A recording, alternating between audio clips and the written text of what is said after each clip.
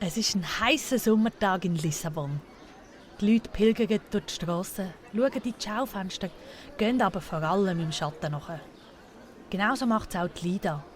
Ihr ist es eigentlich viel zu heiß. Und trotzdem hat sie sich für eine Atlantik-Kreuzfahrt in den Sommerferien entschieden. Wieso eigentlich? Fragt sie sich.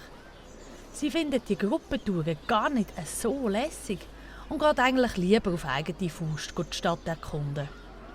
Darum hat sie sich auch von ihrer Gruppe abgekapselt. Wo sie so durch die Strasse schlendert, sieht sie einen Laden, wo sie zweimal hinschauen muss.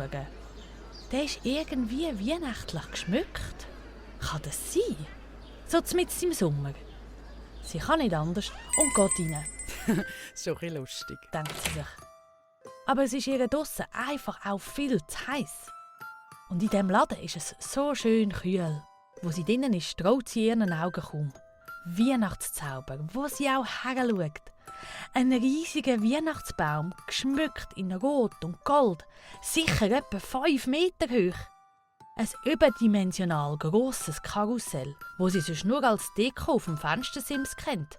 Dort muss man rund ein Kerzchen anzünden und dann fangen die Engel an, sich im Kreis zu drehen. Überall hat es Weihnachtsschmuck und Lametta.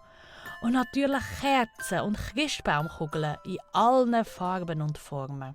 Aber auch ihre Nase hat so etwas überhaupt nicht erwartet. Es schmeckt nach Zimt, Myrrhe und Kerzenwachs. Irgendwie aber auch nach Tannennadeln und Glühwein? Sie schaut staunend umeinander. Ja, tatsächlich. Dort hinten rechts im Ecke hat es einen Glühweinstand. Glühwein in Lissabon. Denkt sich die Lida und schüttelt den Kopf. Aber vom Duft geleitet läuft sie genau an den Stand her. Dort streckt ihr ein junger Mann einen Becher her. Sie nimmt ihn und schmeckt. Direkt fühlt sie sich wie an Weihnachtsmärkte bei ihr Zuhause in Bremgarten versetzt. Der Geschmack nach Orangen, Zimt, Nägeli und Wein kitzelt sie wohlig in der Nase. Und wo sie dann noch in einen grossen, mit Gumpfi gefüllten Spitzbub beisst, umarmt sie ein Gefühl von Heimat und es wird ihr ganz warm ums Herz. Sie ist so in ihrer Weihnachtswelt, dass sie ganz vergessen hat, dass sie doch eigentlich im Juli in Lissabon ist. Plötzlich läutet ihr Handy. Die Lida ist ganz ungemütlich wieder in die Gegenwart gerissen worden und verdreht die Augen, wo sie aufs Display schaut. Hallo? Lida, wo bist du? Der Bus fährt in 10 Minuten. Wir gehen wieder aufs Schiff. Jetzt ist die Lida erst recht wieder in der Realität, Ja, ich bin da in einem Weihnachtswunderladen gelandet. sagt sie. Haha, ich weiss wo. Das ist der Wahnsinn, gell?